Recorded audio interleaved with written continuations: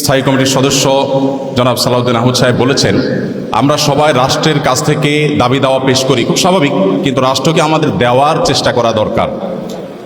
তার সাথে পরিপূর্ণভাবে সহমত পোষণ করে একটি কথা আমি বলতে চাই, সেটা হলো এদেশের 3 লক্ষ মসজিদের কমপক্ষে 6 লক্ষ ইমাম মুয়াজ্জিন রাষ্ট্রকে দেওয়ার জন্য প্রতিনিয়ত চেষ্টা করেন এবং দিয়ে যাচ্ছেন। দুর্ভাগ্যজনক বাস্তবতা, স্বাধীনতার 50 বছর পরেও ইমাম মুয়াজ্জিন এবং আলেম ওলামাদের কোনো অবদানের স্বীকৃতিটুকু রাষ্ট্র কখনো দিতে পারে নাই।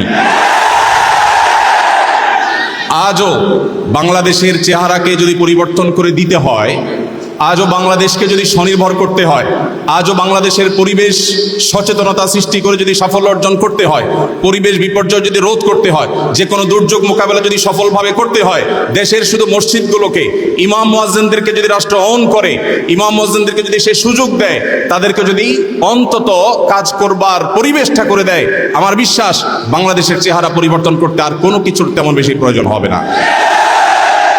3 লক্ষ মসজিদ, সরকারি হিসেব মতো কমপক্ষে 3 লক্ষ মসজিদ, আরো বহু আগে বলা হয়েছে, সেটা এখন 3 লক্ষের অনেক বেশি চলে গেছে স্বাভাবিকভাবে। 3 লক্ষ মসজিদে প্রতি জুমার দিনে 12:30 থেকে 1:30 পর্যন্ত এই সময়ের মধ্যে গড়ে যদি 100 মানুষ একটা মসজিদে জুমার নামাজে খতিব সাহেবের খুতবা শোনার জন্য আসেন, তাহলে 3 কোটি মানুষ হয়। বাংলাদেশের সমস্ত টিভি চ্যানেল, সমস্ত মিডিয়া একযোগে সবচেয়ে পিক টাইমে এত বেশি দর্শক কখনো পায় বলে আমি মনে করি না।